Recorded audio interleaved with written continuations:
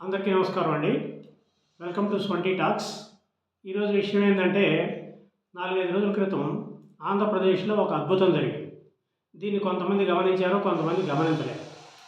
ఈరోజు నేను దాని గురించి ఏం చెప్తానంటే, భారతదేశంలో 2025-26కి సంబంధించి భారతదేశంలో వచ్చిన పెట్టుబడుల మొత్తంలో ఆంధ్రప్రదేశ్కి 25% పెట్టుబడులు ఆంధ్రప్రదేశ్కి రావడం జరిగింది. ఇది నిజంగా చాలా గొప్ప విషయం.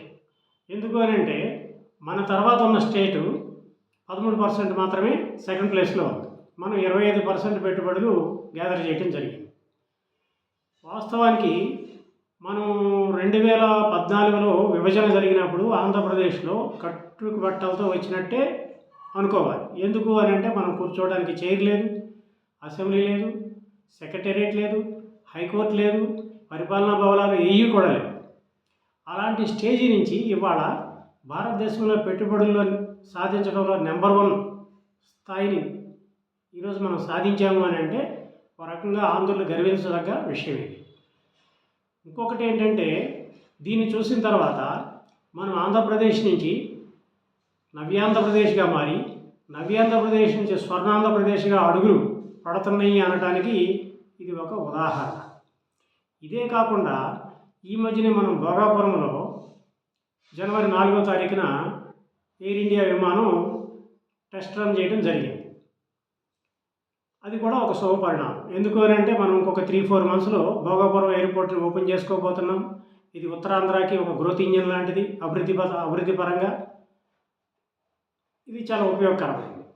అలాగే అమరావతి కూడా గత నవంబర్ నుంచి 70,000 కోట్ల ప్రాజెక్టులు, 55,000 మంది కార్మికులు 3 షిఫ్ట్లుగా పనిచేస్తూ నిరంతరం వర్క్ జరుగుతూ ఉంది. ఇది ఫస్ట్ స్టేజ్ ఏదైతే అనుకున్నామో దాన్ని 2027కి మనం కంప్లీట్ చేయగలుగుతాం. ఆ తర్వాత ఇక 15 ఏళ్ళు, 20 ఏళ్ళు, 30 ఏళ్ళు అమరావతి అనేది కంటిన్యూగా జరుగుతూనే ఉంటుంది. కాబట్టి మనం ఏదైతే ఫస్ట్ స్టేజ్ 70,000 కోట్ల ప్రాజెక్ట్ అనుకున్నామో అవి 2027కి కంప్లీట్ అయిపోతాయి. అలాగే పోలవరం కూడా ఈ మధ్యనే సీఎం గారు పర్సనల్గా వెళ్ళి పరిశీలించడం జరిగింది. సుమారు 85% కంప్లీట్ అవ్వడం జరిగింది. ఈ 2027 జూన్ కల్లా మిగతా 15% కూడా కంప్లీట్ చేసి జాతికి అంకితం చేయడం జరుగుతుంది.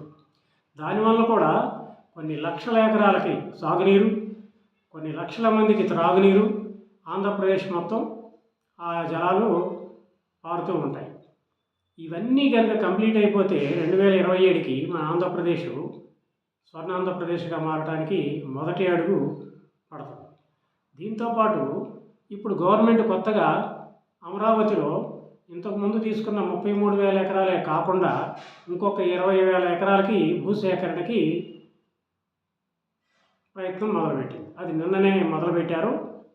రైతులు కూడా చాలా సంతోషంగా ముందుకొచ్చి అమరావతిలో జరుగుతున్న పనులను చూస్తున్నారు కాబట్టి, అక్కడ అభివృద్ధిని చూస్తున్నారు కాబట్టి వాళ్ళు కూడా అభివృద్ధిలో భాగం కావాలనుకుని 20,000 ఎకరాలు ఇవ్వడానికి నిన్నటి నుంచే ఏదైతే మంత్రుల కమిటీ ఉందో సిఆర్డీ ఆఫీసర్లకి వాళ్ళ యొక్క భూముల్ని హ్యాండ్ ఓవర్ చేయడం జరుగుతుంది. ఇది కూడా చాలా శుభపరిణామం. ఎందుకు అని అంటే, మనం అమరావతిలో ఫ్యూచర్లో ఎయిర్పోర్ట్ కట్టుకోవాలనుకున్నా, ఇంకేదైనా డెవలప్మెంట్ చేయాలన్నా ఇప్పుడున్న భూమి సరిపోదు. ఎందుకంటే ప్రపంచ స్థాయి రాజధాని అనుకున్నప్పుడు ఏదో చిన్న మున్సిపాలిటీ లాగా అయితే చేసి ఊరుకోలేము అనేది గవర్నమెంట్ అభిప్రాయం. ఇవన్నీ చూస్తుంటే ఖచ్చితంగా మనము స్వర్ణాంధ్ర వైపు అడుగులు సవ్యంగానే పడుతున్నాయి అని చెప్పి అనిపిస్తూ ఉంది. ఇది నా యొక్క అభిప్రాయం. చాలామంది ప్రజల యొక్క అభిప్రాయం కూడా ఇదే అయి ఉండొచ్చు. Thank you. నేను చెప్పిన విషయాలు కనుక మీకు నచ్చితే నా యొక్క ఛానల్ని సబ్స్క్రైబ్ చేసి లైక్ చేయగలరు.